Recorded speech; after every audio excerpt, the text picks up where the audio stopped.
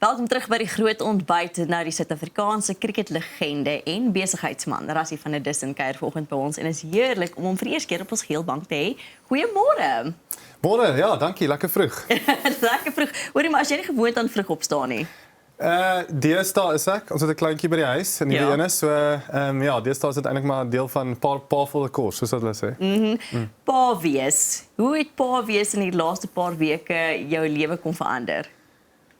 Man, ek dink ek het agtergekom dat dit eintlik nie so erg is nie.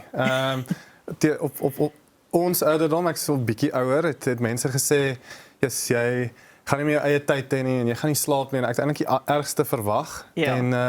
En so ver is dit regtig net eintlik lekker. Daar's hier en daar 'n tawwe aand en 'n tawwe dag, maar dis regtig ongelooflik en ja, my vrou by die huis, Lara, sy's ongelooflik met hom en ja, so vandag 8 weke al. So tyd gaan so vinnig. Wow, dis baie oulik. Was dit, ek gaan net nou maar vra, was een van die grootste dryfvere vir jou gewees om in April toe aan te kondig dat jy nie meer Protea cricket gaan speel nie? Ag man, ek dink dit was deel daarvan. Ons het altyd gesien hoe reis die ouens met hulle kinders en die paas wat lank weg is. Ek bedoel 1 jaar was ek dink ek 10 maande van die huis af weg en as jy dan 'n kleintjie by die huis het, ek bedoel die ouens kom by die huis aan en die kleintjie sê vir sy pa oom. So so ons het altyd gedink ons verkieslik as ons kan kies, ons dit nie heeltemal so wil hê nie. Ja. En so dit was definitief deel daarvan, maar nie 100% nie. So ek wat by die huis is bietjie meer ja, dis maar hoe ons dit probeer beplan het. Rassie, hierdie liefde vir cricket, want jy het uitgetree uit internasionale cricket uit, mens speel steeds cricket, maar dit kom na 'n lang pad. Ek dink die mense besef altyd ook die opofferings wat agter die screens aangaan, verstaan, om te kan bereik wat jy bereik het of by die Proteas te kan speel nie. Dis 'n lang pad wat mense stap.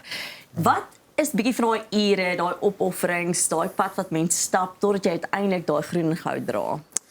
Man, ja, dis 'n ongelooflike reis amper wil ek sê en die lewe grootliks maar sport net so, daar's geen guarantees nie. Jy staan elke oggend op, jy doen die werk, jy sit die ekstra tyd in, jy sit die tyd in jou lyf en jou kop en alles in en jy weet nie wat die uitkoms gaan wees nie. En ek dink dit is iets wat vir my redelik rewarding was. As ek dit so kan sê, lank vir my gevat om by daai droom uit te kom en iewers hier in my middel 20 sit ek besef wel as dit bedoel is om te wees, dan sal dit wees en as dit nie, dan gaan ek nog steeds alles doen wat ek kan om myself die beste kans te gee.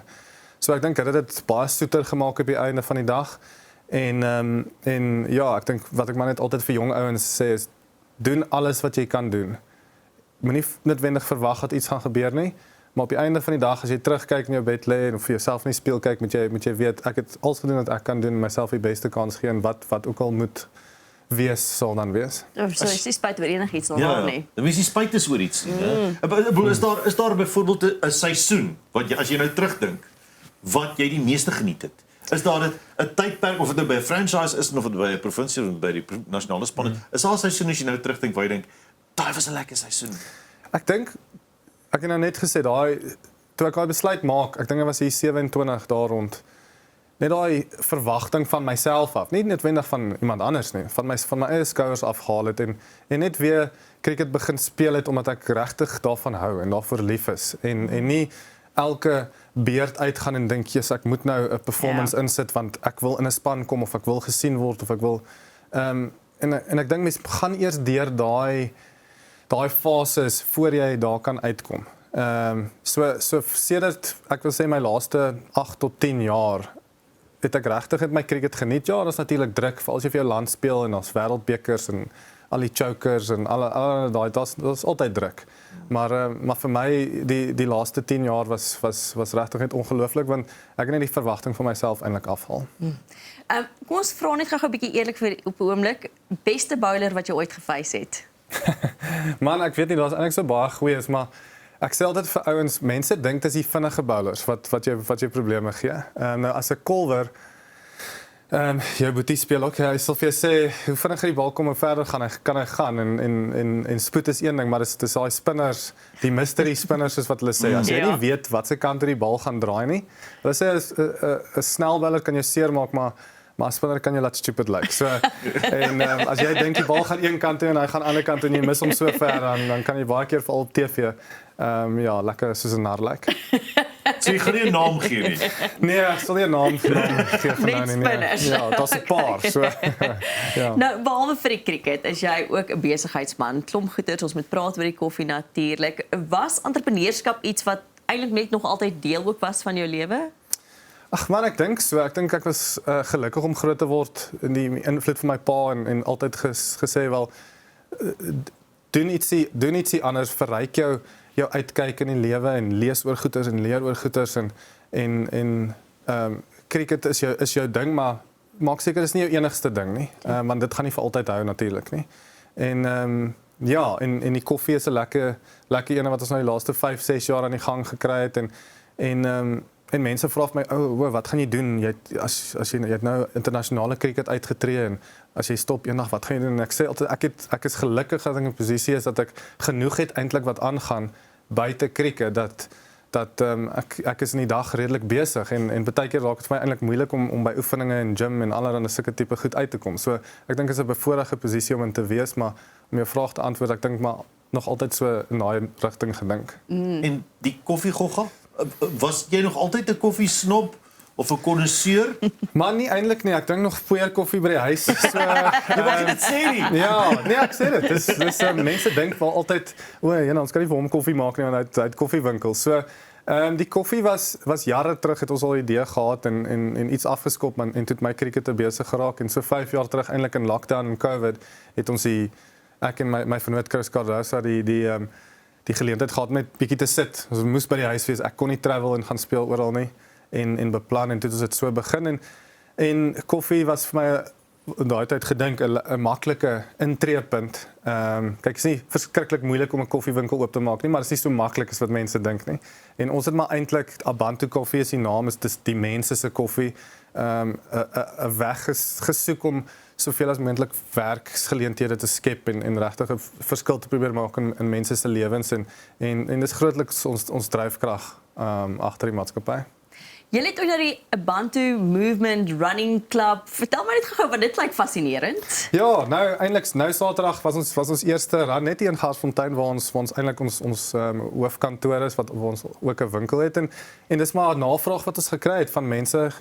Hardloopklubs is 'n groot ding deesdae en val by koffiewinkels en so aan en ons het dit begin en Saterdagoggend 8:00 Abantu Koffie Garsfontein kom pull in. Ja, dis ons launch gehad nou Saterdag, al was ons klomp mense, klomp lekker pryse gewees en ja, ons kyk maar wat gebeur. Kom hardloop saam, gerus. Ja.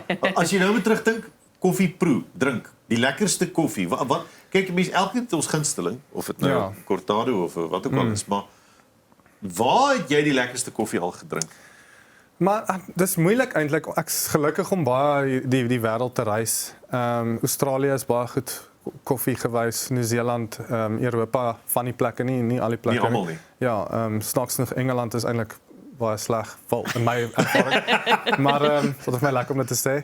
Maar nee, wat mens leer as jy in die industrie is dat die barista maak so groot verskil. Die bone ja kan 'n sekere gehalte wees, moet altyd natuurlik goed wees, maar as jy hom verkeerd voorberei dan gaan hy sleg proe.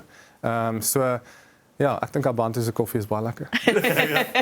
Rassie, ek dink altyd agter enige suksesvolle man is 'n baie sterk vrou. Jy het 'n pragtige vrou en 'n kind nou ook by die huis, broers wat jy ondersteun.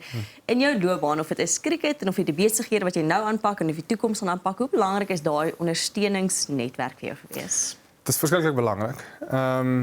Mens soos wat jy doelwitte bereik en drome waar word, dan besef jy eintlik eens wat die rol wat daai mense speel in jou lewe. En deur al die moeilike tye en al die harde tye. En ek dink soos dis baie keer moeiliker as ek in 'n oomblik byvoorbeeld op 'n cricketveld is in 'n groot oomblik. Dis eintlik moeiliker vir die mense by die huis. Ek sê altyd ek kan iets doen aan die situasie, maar om by die huis te wees en te kyk en nie en hulle wil ook natuurlik so graag saam met jou sukses bereik en suksesvol wees en dis grootliks dryfkrag ook oor die jare nou al gewees. Partykeer raak dit moeilik en is ver en is lank van die huis af weg en ons druk en dan dink jy is maar okay, hoekom doen ek hierdie? Ja, ek doen dit vir myself natuurlik, maar daar's soveel mense by die huis wat my ondersteun.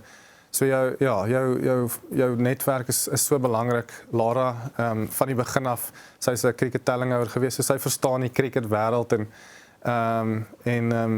so dit is net ek's net bevoorreg om so sterk sirkels om my te hê, wil ek sê.